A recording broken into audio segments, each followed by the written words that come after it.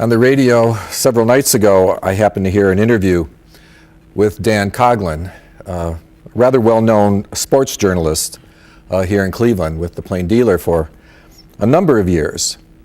And he related a number of very interesting stories about Cleveland sports and professional athletes. And one of the stories kind of stuck with me. He told of walking through the Indians' locker room with someone from the organization. And this was in the mid-90s. And as he walked through the locker room, he saw a pile of bags of mail and small packages all in front of a locker of a very well-known power hitter, the Indians. And Mr. Coughlin asked his companion what was all that about. And he was told that all that was fan mail, and the packages were gloves and baseballs and bats sent by kids to that particular player's attention for his autograph. And then the man who was with Mr. Coughlin told him that the player had directed him to throw everything away, that it all be thrown out, that he had no intention of reading any of the letters or autographing anything. The question I had was, why would someone who is so admired be so indifferent to those who admire him, to those who have so much respect for him, for his ability, and to kids especially? We know that God has made us in a very certain way.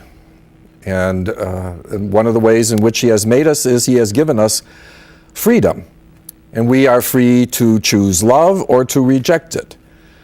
And in our relationship with God, He offers us so many gifts, so many blessings, but He doesn't force anything on us.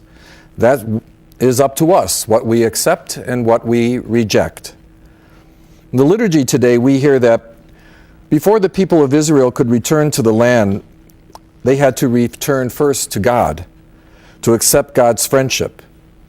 And in the gospel, Nicodemus was told that people can choose to believe or not believe in Christ. They have the freedom to prefer darkness to the light if they so wish.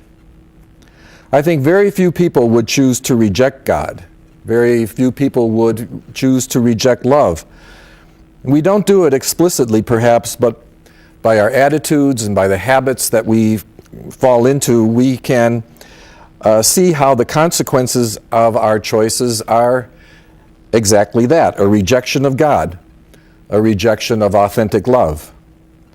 I think if we're honest, we must admit that this happens at times in our own lives.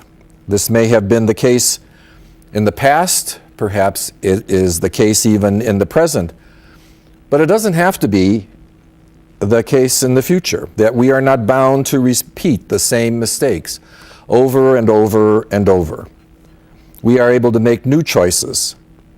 So during Lent, we ask ourselves, what will our choices be?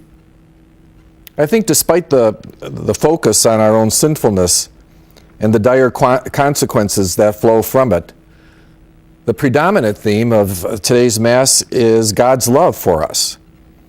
But we can comprehend its boundless scope only, I think, if we understand it in relation to our own lack of love.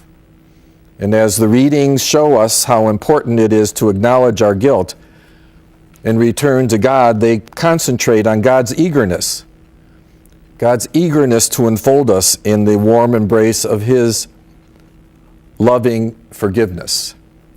And that is a constant, no matter what we may have done, no matter how far we may have wandered away.